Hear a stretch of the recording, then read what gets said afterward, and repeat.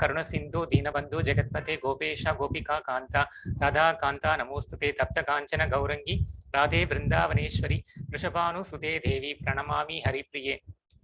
जय श्री कृष्ण चैतन्य प्रभु नित्यानंद श्री अद्वैत गदाधर श्री वासादि गौर भक्त वृंद। हरे कृष्ण कृष्ण कृष्ण हरे हरे हरे राम राम राम हरे हरे.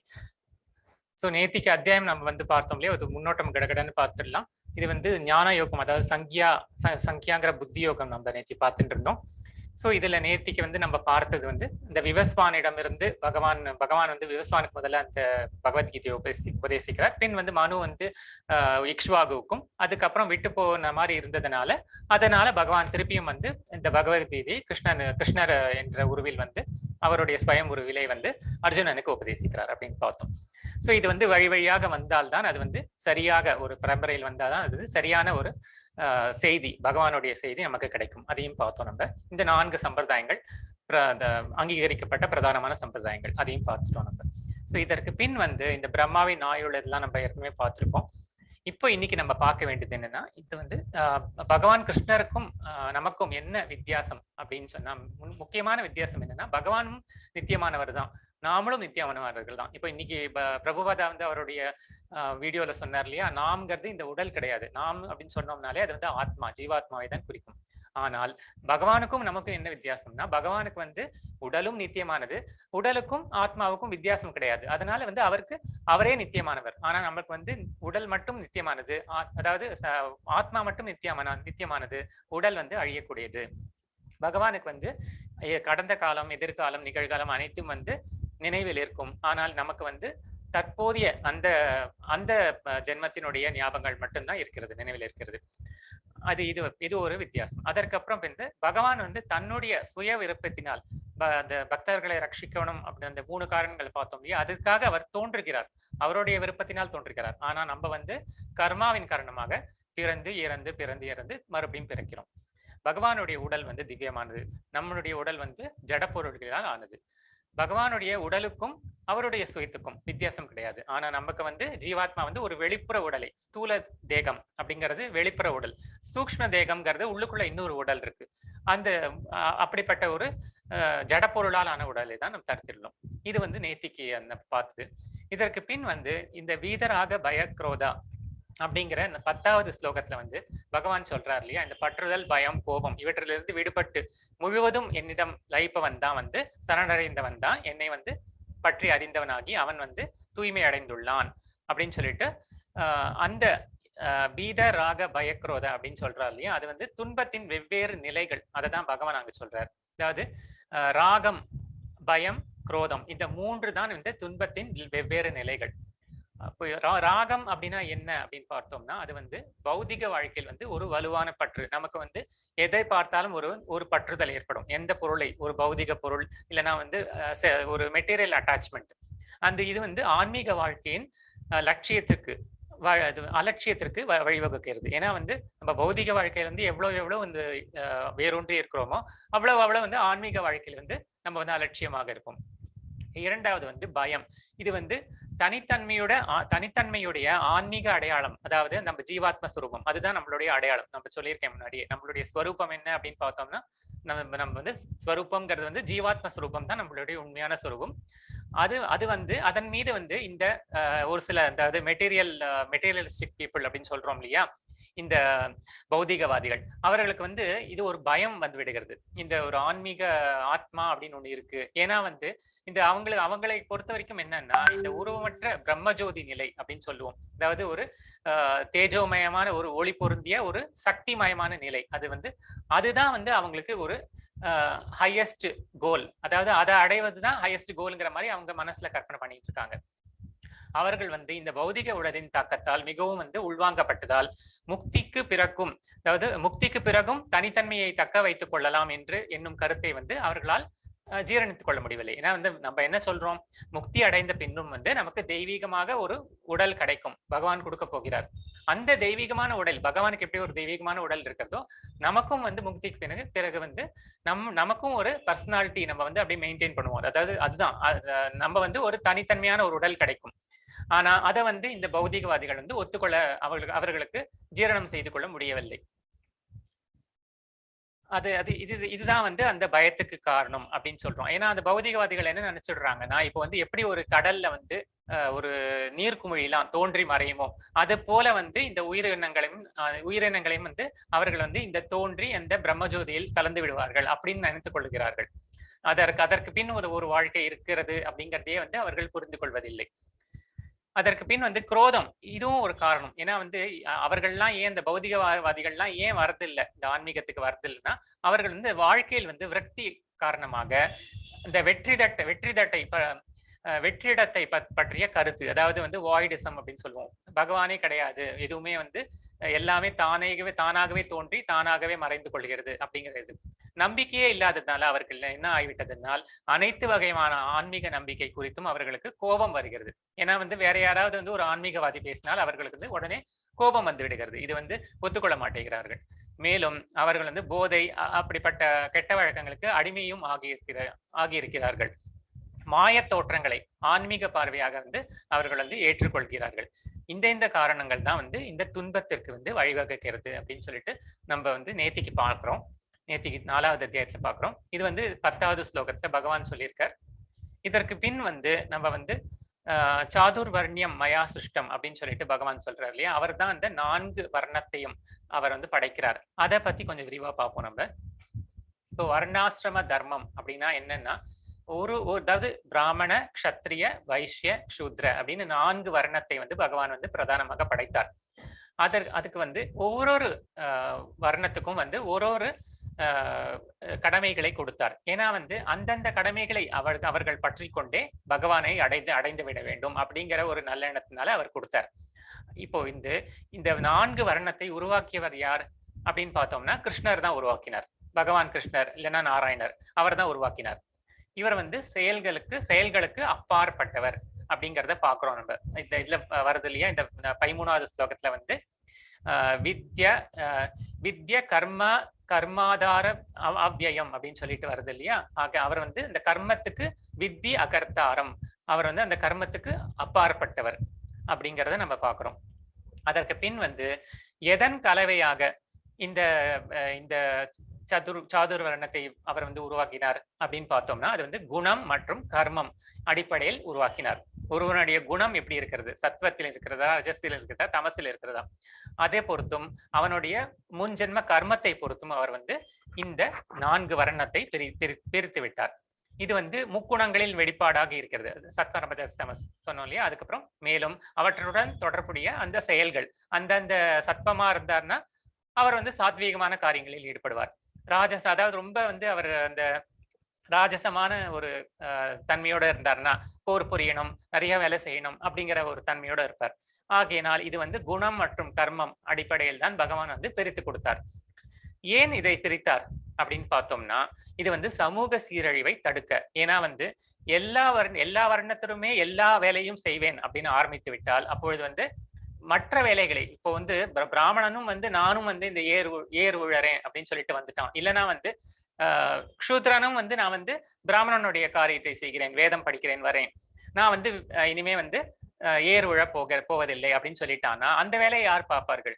அப்போ வந்து ஒரு வேலையும் வந்து பார்ப்பதற்கு வந்து நம்ம வந்து எல்லாமே சீராக நடந்தால்தான் வந்து சமுதாயம் வந்து சரியாக ஓடும். ஆகையினால் அதே மாதிரி சத்திரியன் வந்து இல்ல, நான் வந்து போர் புரிய போறதில்லை, நான் நாட்டை காப்பாற்ற போவதில்லை, நான் வந்து சன்னியாசி ஆகி நான் வந்து வேதம் படித்து அத மாதிரி காரியங்களை செய்கிறேன் அப்படின்னு சொன்னா எப்படி இருக்கும்? அப்போ வந்து படையெடுத்து அந்நியர்கள் வந்து ஆக்கிரமித்து விடுவார்கள். ஆகையினால் அவரவருக்கு விதிக்கப்பட்ட வந்து கடமையை வந்து செய்ய வேண்டும். இது வந்து சமூக சீரழிவை தடுப்பதற்காக தான் இந்த 4 வர்ணத்தை படைத்தார். மேலும் வந்து இது பாதுகாப்பதற்காக, நம்மை வந்து பாதுகாப்பதற்காக, ஆதரிப்பதற்காக. ஆனால் நம்ம என்ன புரிஞ்சுடுறோம்னா, இதை வந்து பாகுபாட்டுக்கு காட்டுவதற்காக இவர் படைச்சிருக்கார் அப்படின்னு ஒரு தப்பான கண்ணோட்டத்தை புரிந்து கொண்டு விடுகிறார்கள் ஒரு சில பேர்கள், இந்த பௌதிகவாதிகள். அது வந்து தவறு. ஏன்னா பகவானுடைய 4 அவயவங்களிலிருந்து தான் 4 வர்ணம் வந்தது அப்படின்னு சொல்வார்கள். பிராமணன் வந்து பகவானுடைய முகத்தில், அதாவது வாயிலிருந்து வந்தவர்கள். அதே மாதிரி க்ஷத்ரியன் வந்து இந்த பகவானுடைய தோள்களிலிருந்து உருவானவர்கள். வைசியர்கள் வந்து பகவானுடைய தொடையிலிருந்து உருவானவர்கள். அதே மாதிரி சூத்ரர்கள் வந்து பகவானுடைய கால்களிலிருந்து. க்ஷூத்ர அப்படின்னா வந்து கீழான அர்த்தம். கீழானனா வந்து ரொம்ப மட்டமானங்கிற அர்த்தம் கிடையாது. பகவானுடைய அங்கத்திலே வந்து கீழான பாகமான அந்த கால்களிலிருந்து உருவானவர்கள் அப்படிங்கிற அர்த்தம். ஆகையினால் இதுல எதுவுமே வந்து உயர்வு தாழ்வு கிடையாது. ஏன்னா பகவானுடைய அவயவங்கள் அனைத்துமே வந்து உயர்ந்தவைதான். ஆகையினால் வந்து இதை நம்ம வந்து பாகுபாடு காட்டுவதற்காக நம்ம இதை எடுத்துக்கொள்ளக்கூடாது. அது தவறான கண்ணோட்டம். எல்லாருமே பகவானிடமிருந்து தான் வந்தார்கள். அவரவர்களுடைய காரியங்களை செய்து அவரவர்கள் முக்தி அடைவதற்காக பகவான் பிரித்து வைத்திருக்கிறார். இப்போ இதுல வந்து பார்த்தோம்னா இந்த வர்ணாசிரம தர்மம் ஒருத்தருக்கும் ஒரு வர்ணாசிரம தர்மம் கொடுத்திருக்கிறார்கள். பிராமணனுக்கு வந்து என்ன ஆசிரமம், என்னென்னலாம் ஆசிரமம் அப்படின்னு பார்த்தோம்னா, அவன் வந்து பிரம்மச்சாரி ஆசிரமத்துல இருக்கலாம், பிரம்மச்சாரியாக இருக்கலாம் அப்படின்னு சொல்லப்பட்டிருக்கு. கிரகஸ்தனாகவும் இருக்கலாம், கல்யாணம் பண்ணிக்கொண்டு அந்த அந்த கிரகஸ்தலும் இருக்கலாம். வானப்பிரஸ்தம், அதாவது சந்நியாசம் வாங்கி கொண்டு ஒரு காட்டில் தவம் செய்யலாம். அதற்கு வந்து சந்நியாசமாகும். அதாவது வானப்பிரஸ்தம்னா வந்து சந்நியாசத்துக்கு முந்தின ஸ்டேஜ். அது வந்து அந்த ஒரு காட்டுல வந்து தனிமையான ஒரு குடில் அமைத்து கொண்டு அங்க வந்து பகவானுடைய சிந்தனை, அதாவது மற்ற இந்த நகர வாழ்க்கையில் வந்து சம்பந்தப்படாமல் தனிமையிலிருந்து பழகி கொள்வது. அதற்கு பின் வந்து சந்நியாசம், எல்லாவற்றிலும் விலகி சந்நியாசம் வாங்கிக் கொள்வது. இந்த 4 ஆசிரமத்தில் பரிந்துரைக்கப்பட்டிருக்கிறது. அதே மாதிரி சத்திரியனுக்கு வந்து பிரம்மச்சாரி, கிரகஸ்த மற்றும் வானப்பிரஸ்த 3 பரிந்துரைக்கப்பட்டிருக்கிறது. வைசியனுக்கு வந்து என்னென்ன வர்ணாசிரம தர்மம் பண்ணலாம் அப்படின்னா வந்து அவன் வந்து பிரம்மச்சாரி பண்ணலாம், கிரகஸ்தன், இந்த 2 தான் பரிந்துரைக்கப்பட்டிருக்கிறது. அதற்கு பின் சூத்ரனுக்கு வந்து கிரகஸ்தனா இருக்கிறதுக்கு தான் சொல்லியிருக்கு. இப்போ இந்த கலியுகத்தில் பார்த்தோமானால் நம்ம அனைவருமே வந்து இந்த க்ஷூத்ர அப்படிங்கிற வர்ணத்தில் தான் வருவோம். ஏன்னா அனைவருமே வந்து உழைப்பாளிகளாகத்தான் இருக்கிறார்கள். இது வந்து இந்த வர்ணங்கள்லாம் வந்து எப்படி தெளிவாக இருந்ததுன்னா முந்தின யுகங்களில் வந்து தெளிவாக காணப்பட்டது. இப்பொழுதும் இருப்பார்கள் அதை கடைபிடித்துக் கொண்டிருப்பவர்கள். ஆனால் வந்து பெரும்பாலும் வந்து அனைவருமே வந்து இந்த 4வது வர்ணத்தில் தான் இருப்பவர்கள் அப்படிங்கிற மாதிரி தான் நம்மளுக்கு தெரிய வருது. இப்போ இதற்கு பின் வந்து இப்போ நம்ம இந்த அகர்மா விகர்மா அப்படிங்கிறத வந்து நேத்திக்கு பார்த்திருப்பீர்கள். அது என்ன அப்படிங்கிறத வந்து ஒரு ஜஸ்ட் ஒரு இதுவா பார்த்துருவோம். விகர்மா அப்படிங்கிறவர் வந்து விகர்மவாதி. அவர்கள் வந்து வேதங்களை வந்து பின்பற்ற மாட்டார்கள். வி கர்மா அப்படின்னா வந்து செயல்கள், வி கர்மா அப்படின்னா வந்து தர்மத்துக்கு புறம்பான செயல்கள். அதாவது தர்மத்துக்கு புறம்பாக அவர்கள் செய்வார்கள். வேதங்கள்ல சொன்னதை வந்து செய்ய மாட்டார்கள். கீழான உயிரினங்களாக அவர்கள் வந்து மறுபிறப்பு எடுக்கும் ஆபத்து இருக்கிறது. ஏன்னா இந்த மாதிரி தவறான காரியங்களில் ஈடுபட்டு கொண்டிருந்தார்களால் கீழான பிறவிதான் கிடைக்கும். அவர்கள் வந்து ஆன்மீகவாதிகள் வந்து இவர்களை ஒற்றுக்கொள்வதில்லை. ஏன்னா வந்து இவர்கள் தவறான காரியங்களை செய்கிறார்கள். எடுத்த பிறவி வந்து நோக்கத்துல வந்து ஆகையினால் இந்த விக்ரமவாதிகள் வந்து தோல்வி அடைகிறார்கள் அப்படின்னு சொல்லிட்டு இது வந்து விக்ரமவாதியை பத்தி. கர்மவாதி வந்து நம்ம அனைவருமே கர்மவாதிகள் தான். ஏன்னா வந்து பக்தி உள்ளவர்கள், வேதங்களை பின்பற்றுபவர்கள், ஸ்வர்க்கம் மற்றும் உபதேவதைகளின் உலகத்திற்கு வந்து அடைந்து பின் திருப்பி, ஏன்னா வந்து ஸ்வர்க்கத்துக்கு போனாலும் வந்து மறுபிறவிதான் கிடைக்கும். ஆகையினால் திரும்பவும் இந்த ஜட உலகத்தில்தான் வந்து பிறவி எடுப்பார்கள். இது இங்கேயே உழன்று கொண்டு இருப்பார்கள். அவர்கள் கர்மவாதி அப்படின்னு சொல்றோம். காரியம் செய்பவர்கள், கர்மவாதினா செயல்களில் ஈடுபட்டு கொண்டு இருப்பவர்கள், ஒரு பலநோக்கு செயல்களில். அதற்கு பின் வந்து ஞானி அப்படிங்கிறது தான் வந்து ரொம்ப உயர்ந்த நிலை. அது அவர்கள் வந்து இந்த ஆத்ம தத்துவ ஞானம் அந்த நிலைக்கு உயர்ந்தவர்கள். இப்ப நம்ம பிரபுபாதா வீடியோல பார்த்தோம் இல்லையா, நம்ம வந்து உடல் கிடையாது, நம்ம வந்து ஆத்மா அப்படிங்கிற அதை உணர்ந்து பகவானுக்கு தொண்டு புரிவதுதான், கைங்கரியம் புரிவதுதான் நமக்கு வந்து நம்முடைய கர்த்தவியம், நம்முடைய ஸ்வரூபம் அப்படிங்கிறத உணர்ந்து பகவானுக்கே நம்ம அவருக்கே காரியங்கள் செய்து கொண்டிருப்பவர்கள், ஜட உலகின் விளைவுகள் மற்றும் மரப்பிறப்பின் பொருள் வந்து அறிந்து வைத்திருப்பவர்கள், பக்தி சேவைக்கு வந்த மிக உயர்ந்தவர்கள் அப்படின்னு சொல்லிட்டு இந்த விகர்மா, கர்மா மற்றும் அகர்மா இந்த 3 பிரிவுகளை பார்த்தோம். இப்போ வந்து நம்ம என்ன பார்க்கணும்னா, யாகங்கள் வந்து ஒருவனை வந்து உன்னத அறிவை, அதாவது ஹையஸ்ட் நாலேஜ், இந்த ஸ்பிரிச்சுவல் டிரான்சென்டென்டல் நாலேஜ் அப்படின்னு சொல்றோம் இல்லையா, அந்த உன்னத அறிவை அடைவதற்கு வந்து யாகங்கள் வந்து உதவி புரிகிறது.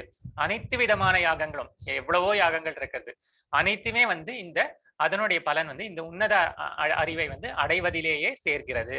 அதுவே இந்த ஜட உலகத்திலிருந்து முக்திக்கும் தூய பக்தி தொண்டிற்கும் வழிவகுக்கிறது. ஆகையினால் இந்த யாகங்கள் நிறைய பண்றாங்க இல்லையா, அது வந்து நல்ல ஒரு விளைவுதான் ஏற்படுத்தும். அது வந்து நல்ல நிலைக்கு கொண்டு செல்லும். இப்போ இதுல என்னெல்லாம் பலவிதமான யாகங்கள் இருக்கிறது. இப்போ நிறைய பேர் வந்து தேவதாந்திர வழிபாடு செய்வார்கள், அதாவது இந்த டெமிகாட் வர்ஷிப். அதுவும் வந்து ஒரு வகையில், அதாவது மறைமுகமாக பகவானை தான் வழிபடுகிறார்கள், நேரடியாக வழிபடவில்லை, மறைமுகமாக பகவானை தான் வழிபடுகிறார்கள். தாழ்ந்த நிலையா இருந்தாலும் பரவாயில்ல, இருந்தாலும் அது வந்து ஒரு யாகம் தான். அதே மாதிரி அருவ பிரமனை நோக்கி பல யாகங்கள் செய்வார்கள். புத்திரகாமிஷ்டி யாகம், நிறைய வந்து இந்த புத்திரகாமேஷ்டி யாகம், அப்புறம் வந்து அந்த அஸ்வமேத யாகம் அப்படின்னு சொல்லிட்டு நிறைய சொல்றோம் இல்லையா. பல பல பல யாகங்கள் பரபிரமனை நோக்கி செய்வார்கள். அதற்கு பின் வந்து களங்கமற்ற பிரம்மச்சாரிகள் அவர்கள் வந்து தன்னுடைய மனக்கட்டுப்பாடு என்னும் நெருப்பினால் புலன்களை வந்து கட்டுப்படுத்தி கேட்கும் முறையையும், அதாவது எதை கேட்கிறோம் நம்ம வந்து நல்ல விஷயங்களை கேட்க வேண்டும், சத் விஷயங்களை, பகவான் குறித்த விஷயங்களை. ஆனா வந்து ஜெனரல் பப்ளிக் எல்லாருமே என்ன பண்ணுவார்கள் பார்த்தாலும் வேண்டாத இந்த தேவையில்லாத விஷயங்கள் தான் நம்ம கேட்டுக்கொண்டு இருப்போம். அந்த விஷயங்களை வந்து துறந்து அதை அர்ப்பணித்து அதன் மூலம் செய்யப்படும் யாகம், அதாவது நேரடியா யாகம் செய்யல, இதை துறக்கிறது, இந்த செயல்களை எல்லாம் துறந்து பகவானுடைய காரியங்களிலேயே ஈடுபடுவது, இந்த மனக்காட்டுப்பாடோடையே இருப்பது அப்படிங்கிறதே ஒரு யாகம் தான். அதே மாதிரி குடும்பஸ்தர்களும் ஒரு யாகங்கள் செய்கின்றார்கள். தன்னுடைய புலன்களை வந்து அடக்கி, அதாவது அந்த புலன்கள் என்னும் நெருப்பில் புலனின்ப பொருள்களை அர்ப்பணித்து அவர்களும் யாகம் செய்கின்றனர். அது சூக்ஷ்மமான யாகம், நேரடியான யாகம் கிடையாது, செயல்கள் மூலம் யாகம். அதற்கு பின் வந்து அஷ்டாங்க யோகம் அப்படிங்கிறத வந்து ஒரு சில பேர் ஃபாலோ பண்ணுவாங்க. பதஞ்சலி யோக அமைப்பு, இது எல்லாமே வந்து அனைத்து புலன்கள் மற்றும் உயிர் சுவாசத்தின் செயல்பாட்டை மனக்கட்டுப்பாடு என்னும் நெருப்பில் அர்ப்பணித்து செய்யப்படும் யாகம். அதாவது மனக்கட்டுப்பாடோட இருந்து அந்த பிராணன்களை, பஞ்ச பிராணங்களை வந்து நிலைநிறுத்தி ஒழுங்குபடுத்தி, அந்த எல்லாமே வந்து மனதினால் செய்யப்படும் இந்த யாகங்கள். இது எல்லாமே இதனுடைய குறிக்கோள், இந்த பதஞ்சலி யோகம் அதோட குறிக்கோள் வந்து ஜட செயல்களிலிருந்து விலகி கொண்டு பிரத்யேக ஆத்ம அப்படிங்கிற நிலையை வந்து அடைவது. அப்புறம் வந்து நிறைய பேர் வந்து தான தர்மங்கள்லாம் செய்வார்கள். அது வந்து திரவியமய யஜ்யம் அப்படின்னு சொல்லப்படுறது. தொண்டு நிறுவனங்கள், அப்புறம் முதியோர் இல்லங்கள்லாம், அதற்கெல்லாம் நிறைய பேர் உதவுவார்கள். அதுவும் வந்து ஒரு வகையில ஒரு யாகம் தான். அப்புறம் வந்து துறவு, அதாவது தபோமய யஜ்யம், துறவு மேற்கொள்கிறார்கள். அது வந்து சாதுர்மாசிய விரதம், சந்திராயாமம் அப்படிங்கிற அந்த விரதங்களை மேற்கொண்டு அதுவும் ஒரு யாக யஜ்யம் தான். அப்புறம் யோக யஜ்யம், அதாவது பௌதிக உலகில் ஒரு குறிப்பிட்ட பக்குவத்தை அடைய வந்து அந்த யோக யஜ்யத்தை செய்கிறார்கள். பதஞ்சலி யோகம், ஹட யோகம், அஷ்டாங்க யோகம், தீர்த்த யாத்திரை செய்வது, இதெல்லாம் வந்து ஒரு குறிப்பிட்ட பலன், அதாவது மெட்டீரியல் வேர்ல்ட்லயே, ஜட உலகிலேயே ஒரு குறிப்பிட்ட பலனை அடைவதற்காக செய்யப்படும் யாகங்கள். அதற்கு பின் சுவாத்தியாய யஜ்யம் அப்படிங்கிறது வந்து இந்த வேதாந்தங்கள், உபனிஷத்துகள் அதெல்லாம் படிக்கிறோம் இல்லையா, அது வந்து அதுவும் ஒரு வகையான யஜ்யம் தான். அப்புறம் ஹட்டயோகம் மற்றும் பிராணாயாமம், இதெல்லாமும் வந்து இந்த யாகங்களின் பல்வேறு வகைகளாக கூறப்பட்டுள்ளது. எந்த யாகம் செய்தாலும் இது அனைத்துமே வந்து இதனுடைய பலன் வந்து இந்த பகவானை, அதாவது உன்னத அறிவை, அந்த டிரான்சென்டென்டல் நாலேஜ், பகவான் குறித்த அந்த டிரான்சென்டென்டல் நாலேஜ் தான் அதுக்கு தான் கொண்டு விடும் அப்படிங்கிறது தான் இப்போ நெக்ஸ்ட் ஸ்லைட்ல பார்க்க போறோம். இப்போ இந்த ஜட உலகில் நம்ம வந்து பிறப்பதற்கு காரணம் வந்து அறியாமை. எது செய்யணும், எது செய்யக்கூடாது, எது செய்யக்கூடிய நல்ல காரியங்கள், எது செய்யக்கூடாது அப்படிங்கிறது தெரியல. அது அறியாமை தான் காரணம். அந்த அறியாமை இருப்பதனால் நம்ம வந்து பாவங்களை செய்கிறோம். பாவங்கள் திரும்ப திரும்ப செய்வதனால் இந்த ஜட உலகில் திரும்ப திரும்ப இருக்கிறோம். அது வந்து மறுபடியும் அறியாமையில் கொண்டு விடுகிறது. இது வந்து ஒரு சைக்கிள், அது வளையம் மாதிரி சுத்தி கொண்டே இருக்கும். இப்போ இது வந்து பாவங்களின் விளைவு வந்து ஜட உலகில் நம்மளை இருக்க வைக்கும். அறியாமையே வந்து பாவத்திற்கு காரணம் அப்படிங்கிறத நம்ம பார்க்கிறோம். யாகம் செஞ்சோம்னா, இப்ப பார்த்தோம் இல்லையா, யாகம்லாம் அது பண்ணினோம்னா என்ன கிடைக்கும்? இது வந்து ஒரு மெட்டீரியல் பெனிஃபிட், அதாவது இந்த உடல் சம்பந்தமான ஒரு தேவையை பூர்த்தி செய்து கொள்வதற்காக யாகங்கள் செய்வார்கள். அதாவது புத்திரகாமேஷ்டி யாகம்னா ஒரு புத்திர சந்தான பிராப்தி, அதுக்காக செய்கிறார்கள். ஒரு பலனை எதிர்பார்த்து, அந்த உடலின் தேவைக்காக. அந்த யாகம் செய்வதனால என்ன ஆகும்னா, அந்த புலன் திருப்தி ஏற்படும். நமக்கு வந்து அந்த புலனுடைய எந்த ஒரு நோக்கத்துக்காக பண்றோமோ, ஜட உலகில் சம்பந்தப்பட்ட காரியம் தான் இருந்தாலும் அந்த புலன் திருப்தி ஏற்படும். அது வந்து மெதுவே இந்த பௌதிக பந்தத்தில், ஏன்னா ஒன்ஸ் வந்து நம்மளுக்கு வந்து ஒரு திருப்தி ஏற்பட்டு விட்டதனால் அது வந்து நம்ம மைண்ட் வந்து, நம்மளுடைய மனது வந்து அடுத்த நிலையை பற்றி யோசிக்க ஆரம்பித்துவிடும். அந்த திருப்தி ஏற்பட வேண்டுமானால் நம்ம வந்து யாகங்களை செய்ய வேண்டும். ஒன்ஸ் அந்த புலன் திருப்தி ஏற்பட்டு விட்டுதானால் அது வந்து நம் மனது வந்து அடுத்த நிலையை பற்றி யோசிக்க ஆரம்பிக்கும். அது அடுத்த நிலை என்னது? இந்த பௌதிக பந்தத்திலிருந்து விடுபடுவது. அவன் வந்து அந்த பௌதிக பந்தத்திலிருந்து விடுபடுவதை பற்றி அந்த காரியங்களை செய்ய ஆரம்பிப்பான். அது வந்து எங்க கொண்டு சேர்க்கும்னா, அது வந்து முக்தியில தான் கொண்டு சேர்க்கும். ஆகையினால் இதெல்லாம் வந்து ஒரு லாங் ப்ராசஸா இருந்தாலும் இந்த யாக யஜ்யங்கள் வந்து கடைசியில் கொண்டு செல்வது இந்த முக்தி, பகவானுடைய அந்த இடத்திற்கு தான் நம்மை கொண்டு சேர்க்கிறது.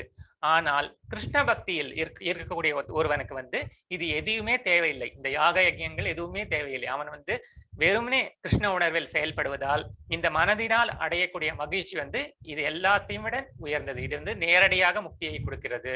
இந்த இவ்வளவு பெரிய ஸ்டெப்ஸ் எல்லாம் ஃபாலோ பண்ண வேண்டிய, இவ்வளவு பெரிய லெவல்ஸ்லாம் நம்ம தாண்ட வேண்டிய அவசியமே கிடையாது.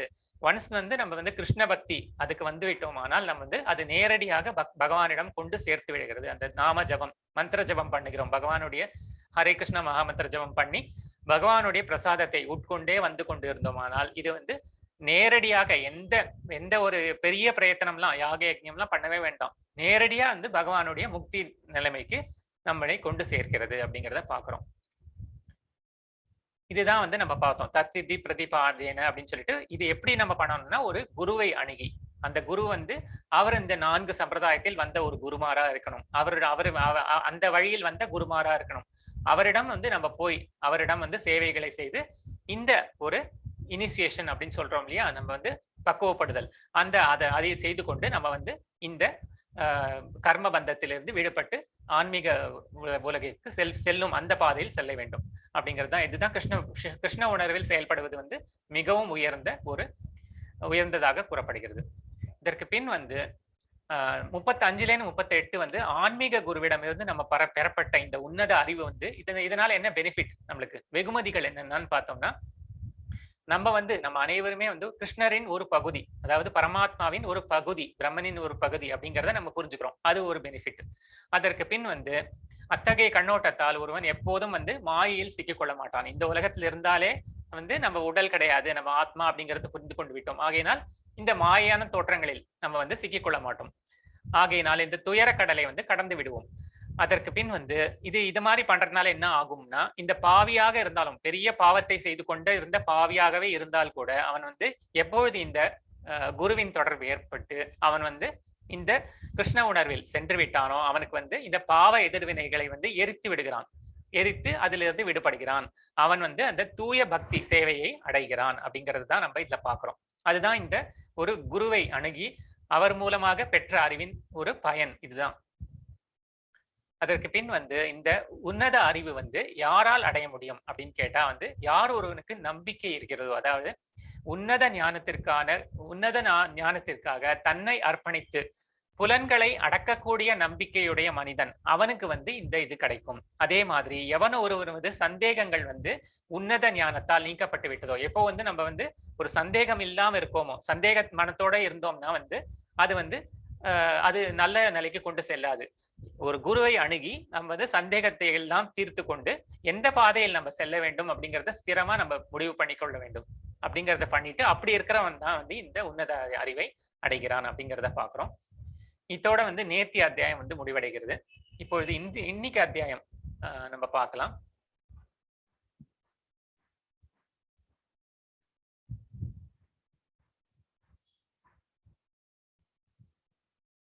இன்னைக்கு அத்தியாயம் வந்து கர்ம யோகம், அதாவது கிருஷ்ண உணர்வில் செயல்படுவது, அதுதான் வந்து இந்த யோகத்தின் பெயர்.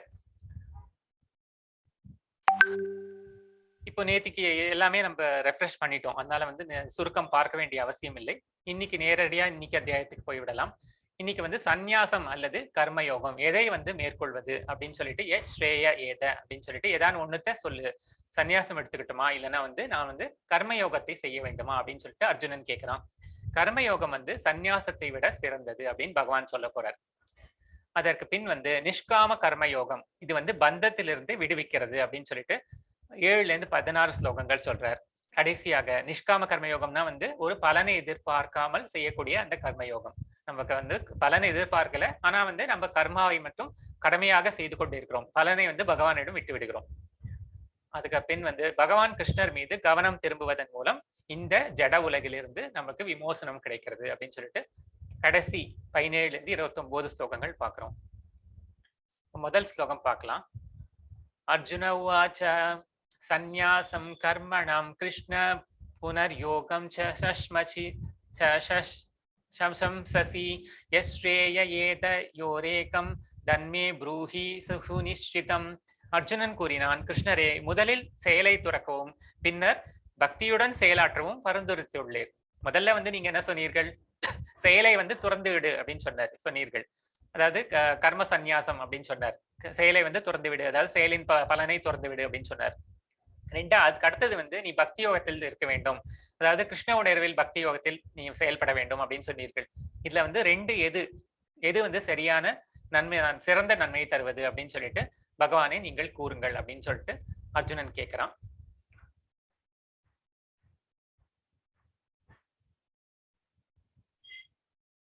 இப்ப பகவான் வந்து அதுக்கு பதில் சொல்றார். இதுக்கு முன்னாடி வந்து இந்த முன் அத்தியாயங்களின் ஒரு முன்னோட்டம், இது வரைக்கும் வந்து நடந்த இந்த முன் அத்தியாயங்களிலிருந்து ஒரு முன்னோட்டம் வந்து பாக்குறோம். முதல் அத்தியாயத்துல வந்து அவன் 4 கேள்விகள் கேட்டான் இல்லையா? அதாவது 4 காரணங்களினால் அவன் வந்து நான் போர் புரிய மாட்டேன் அப்படின்னு சொன்னான். அதுக்கு வந்து 4 பதில்களை சொன்னார் அவர். இரக்கம், இன்பமின்மை, பாவச்செயல், அப்புறம் வந்து 5 சொன்னான். இருமனம், அப்புறம் வந்து குடும்ப பாரம்பரியம். இதற்கு வந்து பகவான் வந்து அந்த பதில்களை கூறுகிறார். நான் உடல் அல்ல, இது வந்து எப்படி இருந்தாலும் சொர்க்கம் இல்ல ராஜ்யம் கிடைக்க போகிறது. அதற்கு பின் வந்து பக்தி செயல்பாடு வந்து பாவம் இல்லை. 4வது வந்து திடமான உறுதியுடன் கிருஷ்ணருக்கு வந்து கிருஷ்ண உணர்வில் நீ செயல்படுவாய். அந்த உறுதியோட இருந்தேன்னா உனக்கு வந்து இந்த குழப்பம் வராது அப்படின்னு சொல்றார். கடைசியாக வர்ண சங்கரத்தை தடுக்குவதற்கு நீ ஒரு முன்மாதிரியாக, முதலில் நீ முன்மாதிரியாக இரு அப்படின்னு சொல்லிட்டு பகவான் 5 பதில் சொல்றார். இப்போ இதுல வந்து என்ன பார்த்தோம்னா, அவர் வந்து ஒரு இடத்துல என்ன சொல்றார், இந்த மாதிரி தன்னிலேயே திருப்தி கொண்டு தன்னிலேயே மகிழ்ந்து திருப்தி கொண்டு இருப்பவனுக்கு வந்து கடமைகள் செய்வதற்கு எதுவுமே கடமைகள் கிடையாது அப்படின்னு சொல்றார். அப்புறம் ஒரு இடத்துல என்ன சொல்றார், 4வது அத்தியாயத்துல, இது வந்து ஞான யாகம் அதுதான் வந்து சிறந்தது அப்படின்னு சொல்லிட்டு ஞானத்தை பற்றி அதுதான் உயர்ந்தது அப்படின்னு சொல்றார். அதுக்கப்புறம் பின் வந்து ஞானம் என்னும் ஆயுதத்தால் வந்து இந்த இந்த அறியாமையை வந்து நீ அழிக்க வேண்டும் அப்படின்னு சொல்றார். இப்ப இதெல்லாம் கேட்டோன்னா அர்ஜுனனுக்கு என்ன தோன்றதுன்னா, ஒரு குழப்பம் ஏற்படுகிறது. ஏன்னா வந்து முதல்ல நம்ம வந்து அவன் வந்து எப்படி தவறா புரிந்து கொண்டான்னு பார்ப்போம். வெறும் மன ஊகங்களை விட வந்து பக்தி சேவை வந்து மிக சிறந்தது. அது எல்லாருமே ஒத்துக்கொள்றோம் இல்லையா? வெறும் வந்து நம்ம வந்து இப்படி இருக்கும் அப்படி இருக்கும் அப்படின்னு நினைக்கிறத விட நம்ம வந்து பக்தி சேவை செய்வது ரொம்ப சிறந்தது. இப்ப 2வது அத்தியாயத்துல என்ன சொன்னார் பகவான்? கிருஷ்ணரால் விவரிக்கப்பட்ட ஆன்மா பற்றிய அறிவு. நான் உடல் அல்ல, நான் ஆத்மா. அதற்கு பின் வந்து பரிந்துரைக்கப்பட்ட கடமை வந்து விளக்கப்பட்டது. அது வந்து யார் யார் என்னென்ன கடமை செய்யணும் அப்படின்னு சொல்லிட்டு சொன்னார். அப்புறம் பலநோக்கு செயல்களால் ஆத்மாவின் சிக்கல். பலநோக்கு செயல்களை செய்தோமானால் நம்ம வந்து திரும்ப இந்த ஜட உலகில் பிறக்கிறோம். ஆகையினால் வந்து அது வந்து ஆத்மாவிற்கு வந்து அது தவறான வழியில் தான் கொண்டு சேர்க்கிறது அப்படிங்கிற அந்த சிக்கல். அதற்கு பின் வந்து 2வது அத்தியாயம் கடைசியில் சொல்றார், பக்தி சேவையின் மூலம் சிக்கலில் இருந்து விலகும் செயல்முறையை விளக்கினார். இப்ப 3வது அத்தியாயத்துல என்ன சொன்னார்னா, கிருஷ்ண உணர்வில் செயல் உள்ள ஒரு நபருக்கு வந்து ஆற்ற வேண்டிய கடமை எதுவும் இல்லை அப்படின்னு சொன்னார். அதாவது பகவானுடைய பக்தி சேவையில் இருந்து கொண்டு பலன் மேல் பற்றில்லாமல் ஒருவன் காரியம் செய்து கொண்டிருந்தால் அவனுக்கு வந்து அவன் அதுக்கு மேல ஆற்ற வேண்டிய கடமைங்கிறது எதுவுமே கிடையாது. ஏன்னா பகவான் பார்த்துக் கொள்ள போகிறார். அது ஒண்ணுதான் அவனுக்கு வந்து கடமை அப்படின்னு சொல்றாரு. அப்புறம் பின்னாடி வந்து 4வது அத்தியாயத்துல என்ன சொல்றாருன்னா, அனைத்து வகையான தியாகங்களும், அதாவது யாகங்கள் பார்த்தோம் இல்லையா, எல்லாமே வந்து கிருஷ்ண உணர்வில் செயலாற்றுவதன் மூலம் உச்சமடைகின்றன அப்படிங்கறத இப்பதான் பார்த்தோம் நம்ம. ஆகையினால் 4வது அத்தியாயத்தின் கடைசி ஸ்லோகத்தில் கிருஷ்ணர் மீண்டும் அர்ஜுனனை எழுந்து யுத்தம் புரி அப்படின்னு சொல்றாரு. ஏன்னா இது எல்லாமே என்ன சொல்லிட்டு இருக்கார் பகவான், நீ வந்து பகவானை குறித்து நீ வந்து செய்யக்கூடிய அந்த பக்தி, அந்த கிருஷ்ண உணர்வில் செயல் தான் உனக்கு சிறந்தது அப்படின்னு சொல்றாரு. இப்ப கடைசியில என்ன சொல்றாரு, நீ அதனால எழுந்து போர் புரி அப்படிங்கிறார். சண்டை போடு அப்படிங்கிறார். இப்பதான் வந்து நீ அந்த மத்ததெல்லாம் எதுவும் செய்ய வேண்டாம், கடமையே கிடையாது, கிருஷ்ண உடலில் மட்டும் செயல்படு அப்படின்னு சொன்ன. இப்ப வந்து நீ வந்து எழுந்து சண்டை போடுங்கிறியே, எனக்கு வந்து குழப்பமாக இருக்கிறது அப்படின்னு சொல்றான். அப்போ அர்ஜுனன் சொல்றான். அதற்கு தான் பகவான் இப்ப பதில் சொல்றார். ஸ்ரீ பகவானுவாச்ச சந்நியாசः கர்மயோகஸ்ச நிஸ்ரேய சகரா உபௌ தயோஸ்து கர்ம சந்நியாசா தயோஸ்து கர்ம சந்நியாசா கர்மயோகோ விசிஷ்யதே. பகவான் கூறினார், செயலை துறத்தல், பக்தியுடன் செயல்படுதல் இரண்டுமே வந்து முக்திக்கு ஏற்றதாகும். இரண்டுமே வந்து முக்திக்கு ஏற்றதுதான். செயலை வந்து துறத்தல், அதாவது செயலின் பலன்களை வந்து துறந்துட்டு நீ வந்து கடமையாற்றி கொண்டிரு, அதுவும் வசந்ததுதான். பக்தி யோகம், அது கிருஷ்ண உணர்வில் செயல்படுவது, அதுவும் வசந்ததுதான். ஆனா இவை இரண்டில் வந்து செயலை துறப்பதை விட பக்தி தொண்டில் செயல்படுவது இன்னும் சிறந்தது அப்படின்னு சொல்லிட்டு பகவான் பதில் சொல்றார். பக்தி தொண்டில் பகவானுடைய தொண்டில் ஈடுபட்டு அந்த காரியங்களை பணியாற்றுவது தான் வந்து சிறந்தது அப்படின்னு சொல்றாரு பகவான் இதுல. ஸோ இப்போ இது சம்பந்தமா ஒரு கதையும் பார்ப்போம் நம்ம. இது வந்து மாதாஜி இந்த கதை நீங்க சொல்றீங்களா மாதாஜி? ஹேமலதா மாதாஜி, நீங்க ஏற்கனவே சொல்லியிருக்கீங்க. இல்ல, இந்த இது நான் ப்ரிப்பேர் பண்ணல இப்போ. Okay, no problem.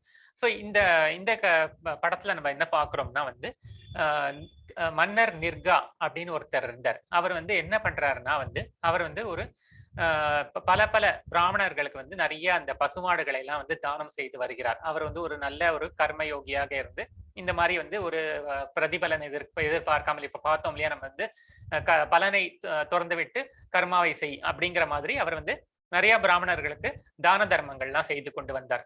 ஆனா அப்போ என்ன ஆயிடுச்சுன்னா ஒரு ஒரு சின்ன தவறு நேர்ந்து விட்டது. ஏன்னா முதல்ல வந்து என்ன பண்றார், ஒரு பிராமணருக்கும் ஒரு 100 ஏதோ ஒரு கணக்குல வந்து 100 பசுக்களையோ தானம் கொடுக்கிறார். அப்போ இது என்ன ஆகிறது, ஒரு பிராமணனுக்கு கொடுத்த ஒரு பசு மட்டும் இவருடைய கொட்டகையிலே வந்து தெரியாமல் வந்து இவருடைய மன்னருடைய அரண்மனை கொட்டகையில் அதுவே வந்து சேர்ந்து விடுகிறது.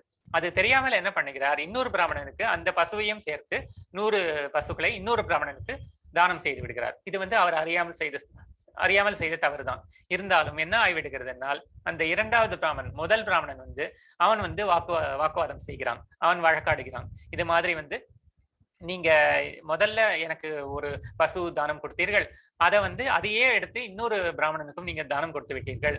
ஆகையினால் வந்து எனக்கு மனசு வந்து ரொம்ப கஷ்டமா இருக்கு. ஏன்னா இப்போ பிராமணர்கள்லாம் என்னன்னு பார்த்தீர்கள், ஆனால் அந்த காலத்தில் ஒரு பசுமாடு அது மட்டும், அதுவும் ஒரு சிறிய வீடும் இருப்பதற்கு இடமும் இருந்தால் அவர்களுக்கு அதுவே போதுமானதாக இருந்தது. வேற எதுவுமே அவர்கள் எதிர்பார்க்க மாட்டார்கள் பெருசா.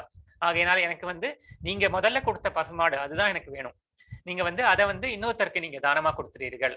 ஆகையினால் எனக்கு அவர் என்ன சொல்றாரு, இல்ல நான் உனக்கு அந்த அந்த பசுமாட்டுக்கு பதிலாக இன்னும் 100 பசுமாடுகளை உனக்கு எக்ஸ்ட்ராவா தானம் கொடுக்குறேன் அப்படின்னு சொல்றாரு. ஆனா இந்த முதல் பிராமணர் வந்து இல்ல, எனக்கு அப்படிலாம் நான் அதை நான் ஏற்றுக்கொள்ள மாட்டேன், எந்த பசுமாட்டை எனக்கு தானமாக கொடுத்தீர்களோ அதுதான் வேண்டும் அப்படின்னு சொல்லிட்டு சொன்னோன்னே இது ஒரு பெரிய வாக்குவாதமாக ஆகி 2 பிராமணர்களும் வந்து வாக்குவாதம் செய்து கடைசியில் ஒரு தீர்வே ஆகாமல் அவர்கள் வந்து போய் கலைந்து விடுகிறார்கள், ஒரு மனக்கசப்போடு போய்விடுகிறார்கள். இது என்ன ஆகிவிட்டதுனால், அவர் என்னதான் நல்ல எண்ணத்தோடு கொடுத்திருந்தாலுமே இதுல வந்து ஒரு தவறு நேர்ந்து விட்டது. ஏன்னா வந்து அவர் வந்து பகவானை நினைத்து அவர் இந்த காரியத்தை செய்யல, அது வந்து ஒரு சுய லாபத்துக்காக பகவானை நினைத்து அந்த பக்தி உணர்வில் செய்திருந்தார்னால் இந்த பிரச்சனை எல்லாம் வந்திருக்காது. அவர் வந்து அந்த மாதிரி பகவானை வந்து நினைத்து கொள்ளவே இல்லை. அவர் வந்து இந்த தானம் செய்ய வேண்டும், தர்மம் செய்ய வேண்டும் அப்படின்னு சொல்லிட்டு ஒரு பலனை எதிர்பார்த்து இல்லையா, அதையே பண்ணதுனால இது வந்து ஒரு தவறுல முடிந்து விட்டது. அவருக்கு வந்து ஒரு அதிருப்தி ஏற்பட்டு விட்டது. ஆகையினால் அடுத்த பிறவி வந்து அவருக்கு வந்து ஒரு பள்ளியாக பிறந்து விடுகிறார். ஒரு 1000 ஆண்டுகள் வந்து பள்ளியாக ஒரு கணத்தில் வாழ்ந்து கொண்டிருக்கிறார். கடைசியில் வந்து கிருஷ்ணாவதாரத்தின் போது அவர் வந்து பகவான் கிருஷ்ணரே வந்து நேரடியாக வந்து இந்த பள்ளிக்கு வந்து விமோச்சனம் கொடுத்து அவர் வந்து நற்கதி அடைகிறார் அப்படின்னு சொல்லிட்டு இந்த கதையில வந்து நம்ம புரிஞ்சுக்க வேண்டியது என்னன்னா, நம்ம என்னதான் வந்து இந்த கர்மயோகம், அதாவது ஒரு பலனை எதிர்பார்க்காமல் நம்ம வந்து கர்மயோகத்தை செய்து கொண்டே இருந்தாலும் நம்ம வந்து பகவானை வந்து பகவானுடைய பக்தி தொண்டில் ஈடுபட்டால் ஒழிய அந்த கர்மயோகமும் வந்து சரியான பாதையில் நம்மை கொண்டு சேர்க்காது. அது வந்து திரும்பவும் வந்து ஒரு பெரிய வேற ஏதாவது ஒரு பிரச்சனையில தான் நம்ம மாட்டி விட்டுரும். ஆகையினால் நம்ம வந்து எப்பொழுதுமே பகவானை வந்து நம்முடைய வாழ்க்கையில் நம்ம சேர்த்துக்கொள்ள வேண்டும். எந்த காரியம் செய்தாலும் பகவானை நம்ம வந்து சேர்த்துக்கொள்ள வேண்டும். எல்லா காரியங்களிலும் பகவானுக்காக நம்ம செய்ய ஆரம்பிக்க வேண்டும் எல்லா காரியங்களிலும். அப்படி செய்தோமானால் நமக்கு வந்து அந்த கர்மத்தின் பலன் வந்து நம்மை தீண்டாது அப்படிங்கறத இதுல நம்ம பாக்குறோம். கிருஷ்ண உணர்வில் செயல் இதுதான். இப்போ அந்த 3வது ஸ்லோகம் அவன் கேட்கிறான் இல்லையா, கர்மயோகம் அல்லது கர்ம சந்நியாசம் எது வந்து சிறந்தது அப்படின்னு சொல்லிட்டு கேட்கிறான். ஞேயஹ ச நித்ய சந்நியாசி யோன வேஷ்டி ந காங்க்ஷதி நிர்பந்தோ ஹி மகாபாஹோ சுகம் பந்தாத் பரமுச்யதே. எவன் ஒருவன் தனது செயல்களின் விளைவுகளில் விருப்பு வெறுப்பு அற்றவனோ அவனே நிரந்தரமான சந்நியாசி ஆவான்.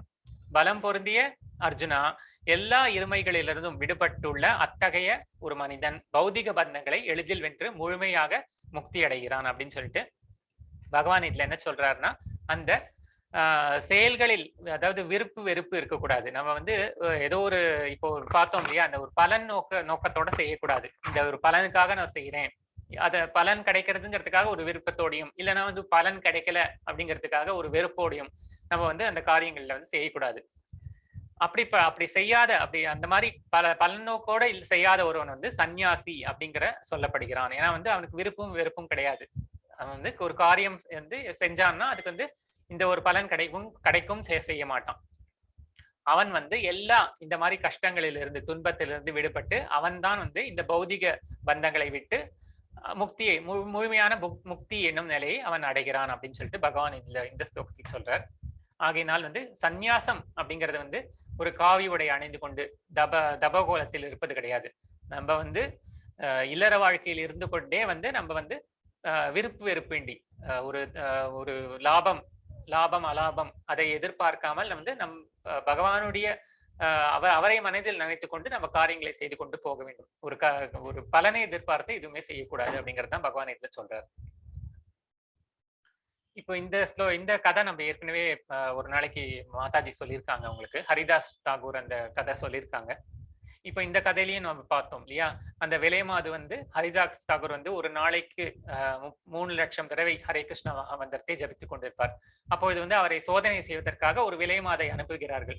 ஆனா என்ன ஆயிடுறது, அவர் வந்து அவருடைய மந்திர ஜபமானது அந்த விலைமாதை கூட வந்து மனம் திருத்தி அவள் வந்து அந்த மந்திரத்தின் மீது ஈர்க்கப்பட்டு அவள் வந்து ஒரு சன்னியாசியாகி அவள் வந்து பகவானுடைய பக்தி தொண்டில் ஈடுபட்டு விடுகிறாள் அப்படின்னு சொல்லிட்டு அந்த அதாவது ஹரே கிருஷ்ணா மகாமந்திர ஜபத்தின் மகிமையை வந்து இந்த படத்தில் நம்ம பார்க்கிறோம்.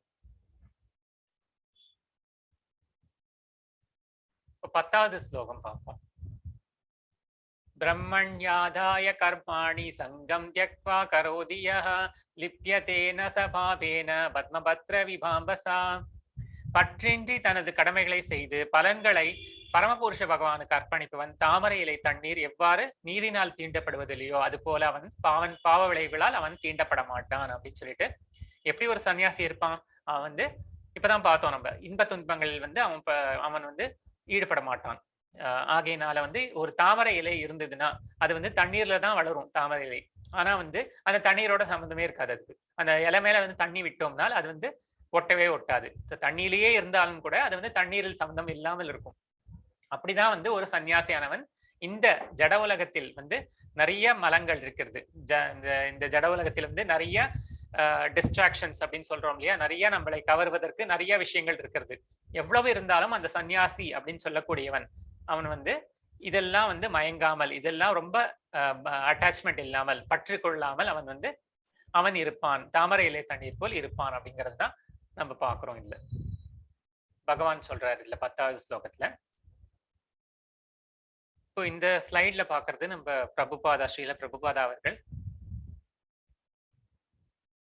அவர் நம்மளுக்கு தெரிஞ்ச மாதிரி அவர் வந்து நிறைய நேத்திக்கு பார்த்தோம் இல்லையா, முந்தா நேத்திக்கு பார்த்தோம், நிறைய ஃபாலோவர்ஸ் வந்து அவர் வந்து இந்த ஹரே கிருஷ்ணா மூமெண்ட், ஹரே கிருஷ்ணா இயக்கத்தில் வந்து சேர்த்து அவர் வந்து நிறைய பேருக்கு அவர் வந்து அந்த இனிஷியேஷன் அப்படின்லாம் அதை கொடுத்து பக்தி, அந்த கிருஷ்ண பக்தி அந்த பாதையில் வந்து அவர் செலுத்தி இருக்கிறார். நிறைய பேர் வெஸ்டர்ன் கண்ட்ரிஸ் ஆகட்டும், நம்ம இந்தியாவாகட்டும், நிறைய பேர் ஆல் ஓவர் த வேர்ல்டு வந்து அவர் நிறைய ஃபாலோவர்ஸ் வந்து இன்னும் அவர் வந்து நிறைய கோயில் எல்லாம் கட்டி நம்ம பார்த்தோம். அவர் என்னெல்லாம் சேவைகள் எல்லாம் செய்தார் அப்படிங்கிறத நம்ம பார்த்தோம்.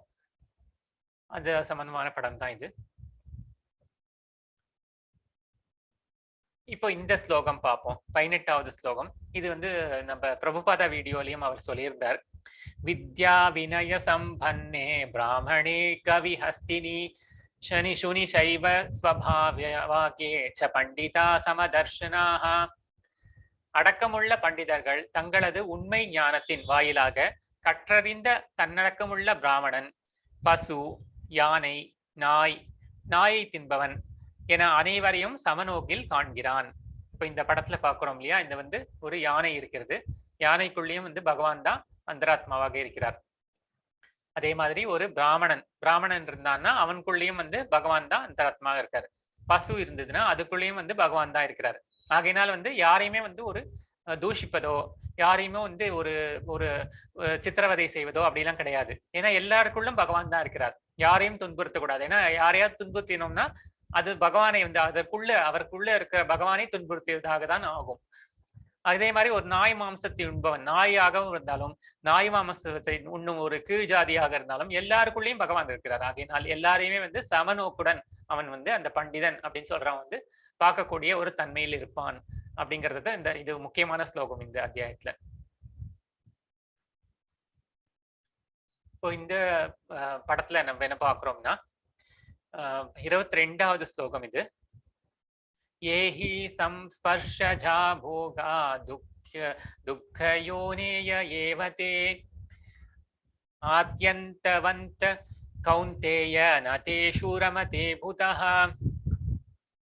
ஜடப்புலன்களில் தொடர்பினால் வரும் இன்பம் துன்பங்களுக்கு காரணமாக இருப்பதால், ஜட தொடர்பினால் வரும் இன்ப துன்பங்களுக்கு காரணமாக இருப்பதால் அறிவுடையோன் அதில் பங்கு கொள்வதில்லை. குந்தின் மகனே, இத்தகு இன்பங்களுக்கும் ஆரம்பமும் முடிவும் இருக்கிறது. அறிவுடையோன் வந்து இவற்றின் மகிழ்ச்சியால் மகிழ்ச்சி அடைவதில்லை அப்படின்னு சொல்லிட்டு பகவான் இதுல சொல்றார்.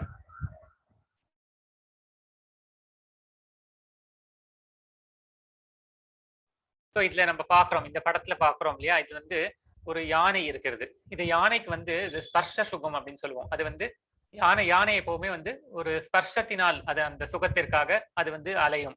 அதனால்தான் வந்து அதை பிடிக்கணும்னால் ஒரு பெண் யானையை வந்து அதன் மேல் உராய விட்டு ஒரு குழியை வெட்டி அந்த பெண் யானை வந்து சாமர்த்தியமாக சுத்தி கொண்டு சென்று விடும் அந்த குழியை. ஆனால் இந்த ஆண் யானை வந்து அது தெரியாமல் அந்த பெண் யானையின் ஸ்பர்ஷத்துக்காக ஆசைப்பட்டு கொண்டு அந்த குழியில் விழுந்துவிடும். இப்படித்தான் யானையை பிடிப்பார்கள். அதே மாதிரி இந்த ஒரு மீன் இருக்கிறது, அது வந்து எப்பொழுதுமே வந்து ஒரு டேஸ்ட் அப்படின்னு சொல்லுவோம். அது வந்து ஒரு சாப்பாடு இருக்கிறது, உணவு, அது அதன் மேல் வந்து பற்றுக்கொண்டது. அந்த டேஸ்ட், அந்த சுவைக்கு வந்து அது கட்டுப்பட்ட, அது வந்து ரொம்ப ஈர்க்கப்பட்டது. அதே மாதிரி ஒரு தேனி, இது வந்து ஒரு மகரந்த அந்த பூவினுடைய ஒரு அழகு இல்லையா, அதன் மேல் அந்த வர்ணத்திற்கு அது வந்து மயங்கி அந்த பூவிலேயே ஒரு சில சமயம் அந்த பூ மூடிக்கொண்டு விட்டால் அது இறந்துவிடும். அதே மாதிரி இந்த விட்டில் பூச்சி வந்து ஒரு ஒளி, அதாவது ஒரு பார்வை சம்பந்தமான ஒரு இது. அந்த பார்க்கிறது இல்லையா, அந்த பார்வை, அந்த ஒளி எங்க இருக்கிறதோ அங்க போய் அது வந்து அந்த இடத்தையே சுத்தி கொண்டு கடைசியில் அந்த சூடு தாங்காமல் அது இறந்துவிடும். அதே மாதிரி ஒரு மான் வந்து அதை பிடிக்க வேண்டுமானால் அது வந்து அந்த கேட்கும் திறன், அதை வைத்துதான் பிடிப்பார்கள். ஆகையினால் ஒரு விலங்கினமும் வந்து ஒரு இந்திரியத்திற்கு, அந்த 5 இந்திரியங்கள் இருக்கிறது, கண், காது, மூக்கு, நாக்கு, அப்புறம் உடல், ஸ்பர்ஷம். அந்த 5 ஒரு இந்திரியங்களுக்கும் ஒரு விலங்கினம் வந்து அடிமைப்பட்டு தன்னுடைய உயிரை இழந்துவிடக்கூடிய நிலைமையில் தான் இருக்கிறது. ஆனால் இந்த மனிதனாக இருக்கக்கூடியவன் வந்து இந்த 5ற்கும் அடிமைப்பட்டு, விலங்காவது பரவாயில்லை, ஒரு இந்திரியத்துக்கு தான் அது வந்து அடிமைப்பட்டு இருக்கிறது. ஆனால் இந்த மனிதனாக பிறவை எடுத்திருக்கக்கூடியவன் வந்து 5 கண்ணு, காது, மூக்கு, நாக்கு, தொக்கு, உடல், இந்த 5மே வந்து ஒன்னொன்னும் ஒரு குதிரை மாதிரி இருந்து ஒரு பக்கம் இழுக்கும். 5க்குமே அந்த மனிதன் வந்து அடிமைப்பட்டு விடுகிறான். ஆகையினால் அவன் வந்து அந்த 5ஐயும் பிடித்து இழுத்தால்தான் இந்த விஷய சுகங்கள் வந்து ஒரு இன்பம் வந்து நிரந்தரமானது கிடையாது. இதுக்கு வந்து ஒரு ஆரம்பமும் இருக்கிறது, ஒரு முடிவும் இருக்கிறது. எப்போ ஒரு இன்பம் வந்து ஆரம்பமும் இருக்கோ முடிவும் இருக்கோ அது வந்து ஒரு தாழ்ந்த இன்பம். எப்படிப்பட்ட இன்பம் வந்து உயர்ந்ததுன்னா வந்து எப்போதுமே ஒரே மாதிரி அது அந்த இன்பம் வந்து முடியாமலே இருக்க வேண்டும். அப்படிப்பட்ட இன்பம் தான் அது உயர்ந்த இன்பம். அது என்ன இன்பம்னா அது பகவானுடைய சம்பந்தப்பட்ட அந்த பக்தி அப்படிங்கிற இன்பம் தான். பக்தி தொண்டில் ஈடுபடுவதுதான் வந்து உயர்ந்த இன்பம். அது வந்து எப்பொழுதுமே வந்து குறையவே குறையாது, எப்போ அள்ள வந்து வந்து கொண்டே இருக்கும். ஆகையினால் இந்த புத்தியுடைய ஒரு மனிதன் வந்து இந்த மாதிரியான விஷய சுகத்தில் ஈடுபட்டு கொண்டு அதன் பின்னில் செல்ல மாட்டான் அப்படின்னு சொல்லிட்டு பகவான் இந்த ஸ்லோகத்துல சொல்றார். இன்னும் 2 ஸ்லோகங்கள் தான் இருக்கிறது. இப்போ 23வது ஸ்லோகம் பார்ப்போம். சக்னதீஹைவய ஷோடும் பிராக்ஷரீர விமோக்ஷணாத் காமக்ரோதோத்பவம் வேகம் சயுக்தஹ சசுகீஷ்ணரஹ. ஒருவனால் தனது தற்போதைய உடலை நீங்கும் முன்பு ஜடப்புலன்களில் உந்துதல்களை பொறுத்து கொள்ளவும் காமத்தையும் கோபத்தையும் கட்டுப்படுத்தவும் முடிந்தால் அவன் நன்கு நிலை பெற்றவன் ஆகிறான். இவ்வுலகிலேயே அவன் மகிழ்ச்சியுடன் இருப்பவனாக சொல்லப்படுகிறான் அப்படின்னு சொல்லிட்டு, எப்படிப்பட்ட ஒருவன், அதாவது இது எல்லாமே வந்து இந்த நம்ம இல்லறத்தில் இருந்து கொண்டே ஒரு சந்நியாசம், அதாவது சந்நியாசம்னா வெளியில போயிட்டு ஒரு சந்நியாசம் கிடையாது, காட்டுக்கு போய் சந்நியாசம் கிடையாது, இல்லறத்தில் இருந்து கொண்டே அந்த விஷய சுகங்களில் வந்து ஈடுபட்டு விஷய சுகங்களில் வந்து மயங்காமல் அதன் வந்து தொடர்பில் இருந்தால் கூட அதன் பாதிப்பு ஏற்படாமல் யார் இருக்கானோ அவன் வந்து அவனே வந்து உண்மையான சந்நியாசி, அவன் வந்து கர்மத்தை சந்நியாசம் செய்தவன், அவனே வந்து உயர்ந்தவன் அப்படின்னு சொல்றார் பகவான். அவன் வந்து இப்போ தற்போதைய உடல், அவன் வந்து இந்த சாகரத்துக்கு முன்னாடி அவன் வந்து இந்த ஜட புலன்களினால் ஏற்படும் இந்த உந்துதல்களை, அந்த அட்ராக்ஷன்ஸ் எல்லாம் வந்து பொறுத்து கொண்டு காமத்தையும் கோபத்தையும் கட்டுப்படுத்தி, இப்ப பார்த்தோம் அந்த காமத்தை கோபத்தை கட்டுப்படுத்தி இருப்பதும் ஒரு யஜ்யம் தான், ஒரு வகையான யஜ்யம் தான். அப்படி இப்போ ஒரு நாள் இருக்க முடிஞ்சதுன்னா அவன் வந்து நன்கு நிலை பெற்றவன் ஆகிறான் அப்படின்னு சொல்லிட்டு, அவன் இந்த உலகில் இருக்கும் போதே அவன் வந்து மகிழ்ச்சியுடன் இருக்கிறான் அப்படின்னு சொல்லிட்டு இந்த ஸ்லோகத்துல பகவான் சொல்றார். இந்த படம் நம்ம ஏற்கனவே பார்த்துட்டோம். இது இந்த இந்த ஸ்லோகம் சம்பந்தப்பட்ட படம் தான் நம்ம நடுப்புல இருக்கிறது. இந்த ஆறு வகையான இந்த உந்துதல்களை வந்து ஒருவன் கடந்தால் தான் அவன் வந்து இந்த பகவானுடைய இந்த ஸ்பிரிச்சுவல் கிங்டம், அதாவது ஆன்மீக தளத்தை அவன் அடைய முடியும் அப்படிங்கிறத நம்ம பார்க்கிறோம்.